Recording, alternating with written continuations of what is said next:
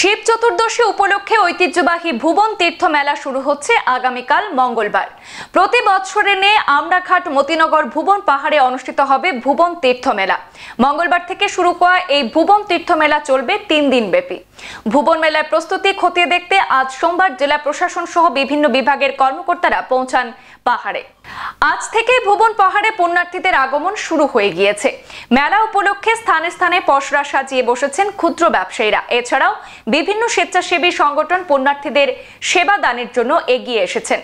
এদিকে জেলা প্রশাসন থেকে দুর্যোগ মোকাবিলা বিভাগের কর্মীদেরও নিয়োগ করা হয়েছে। পাশাপাশি জনস্বাস্থ্য কারিগরি বিভাগের কর্মীরাও তৎপরতা দেখাচ্ছেন। তৎসঙ্গে কাছাড়ের বন বিভাগের কর্মীরাও নড়ে চড়ে বসছেন। তারাও বন সুরক্ষার দায়িত্ব পালন করতে গিয়ে ভুবন পাহাড়ে টহল দিচ্ছেন। এ নিয়ে ভুবন পাহাড়ের উপরে সাংবাদিকদের সঙ্গে কথা বলতে গিয়ে মনিয়ারখাল রেঞ্জ অফিসার শিবহরি সিনহা সহ জনস্বাস্থ্য কারিগরি বিভাগের এসডিও মনদীপ কর সহ সোনাই সার্কেল কার্যালয়ের LRA সঞ্জীব দাস, ভুবন তীর্থমেলা কমিটির শঙ্কর ভূষণ দে হাজুক, ইয়ারাই ক্লাবের সদস্যরা এ সম্পর্কে বিস্তারিত জানিয়েছেন। 2 নং বিভাগ যেটা আমি সাবডিভিশন 2 রেসিডেন্ট এক্সিকিউটিভ ইঞ্জিনিয়ার। তো আমাদের তো প্রত্যেক বছরে এখানটা একটা এসে পড়ে ডিউটি পড়ছে যে আমরা এখানে টেম্পোরারি টয়লেট আর জলের ব্যবস্থাটা, তো ওটার জন্য এবার আমাদেরকে মিনিস্টার স্যারও এসে করেছিলেন।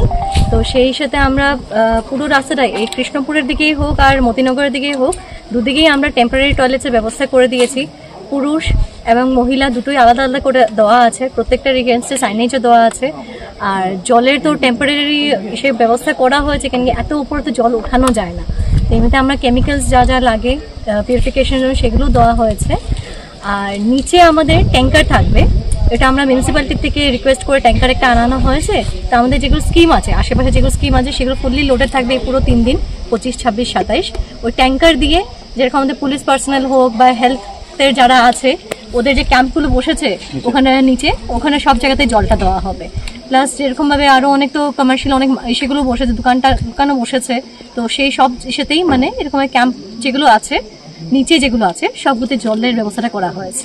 আচ্ছা, জনস্বাস্থ্য কারিগরি বিভাগ থেকে কোনো স্থায়ী কোনো বন্দোবস্ত করা হয়েছে নাকি? স্থায়ী বন্দোবস্ত করা হয়নি, কেন কি আপনারা দেখেন রাস্তাটাই তো এত এসে এটা ওঠানোর ব্যবস্থাটা নেই।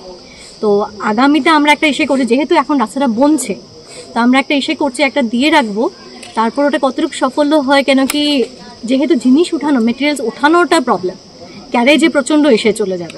খানিক আগে দেখে এলাম এখানে টয়লেট মানে তৈরি করা হয়েছে, এটা স্থায়ী না অস্থায়ী? অস্থায়ী ভাবে সবগুলি অস্থায়ী।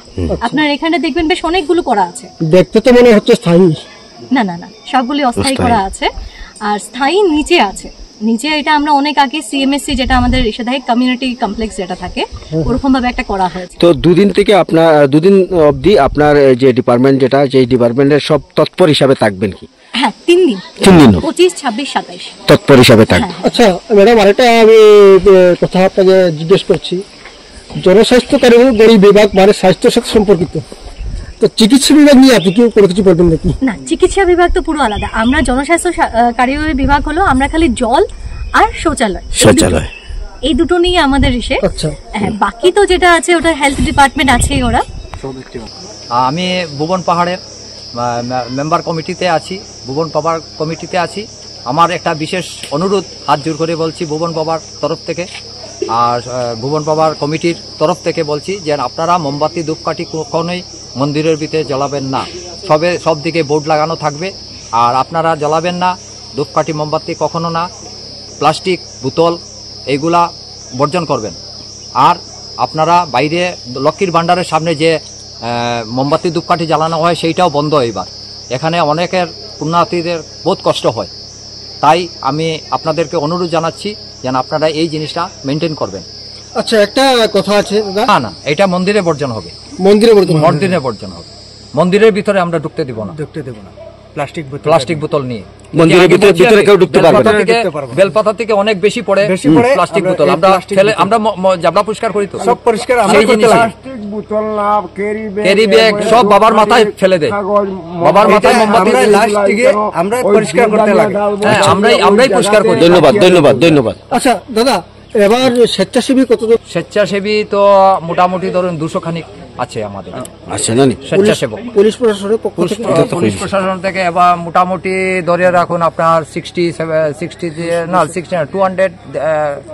থেকে 200 এর ভিতরে থাকবে। ধন্যবাদ ঠিক আছে, সহযোগিতা একান্ত কাম্য। আপনারা আসবেন, আপনারা নিমন্ত্রণ রইল। সবাই দেশবাসীর নিমন্ত্রণ আমি আপনাদের তরফ থেকে দিতেছি। সবাই আসুক এখানে। ধন্যবাদ।